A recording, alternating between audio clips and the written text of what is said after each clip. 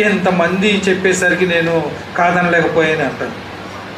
ఎంతమంది ఒక పక్క, దేవుడు ఒక పక్క. నాకు ఇన్ని పనులు ఉన్నాయి, అందుకే నేను రాలేకపోయాను ఆరాధనకి. నాకు చాలా పనులు ఉన్నాయి. ఓ పక్క దేవుడు, నేను క్లాసులు వినలేకపోతున్నాను. ఎవరిని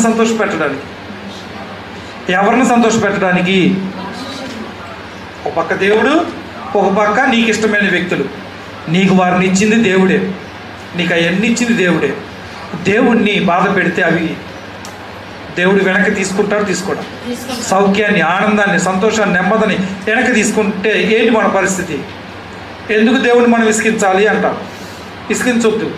మన దేవుని ప్రజలు, దేవుడు పరిశుద్ధులు నీతిమంతులు ఎక్కిస్తున్నాడు. రాజుని యాజక సమూహం అంటున్నాడు, తన ప్రజలు అంటున్నాడు. మరి దానికి తగినట్లుగా జీవించకుండా దేవుడిని విసిగిస్తే దేవుడు ఇచ్చినటువంటి దీవెన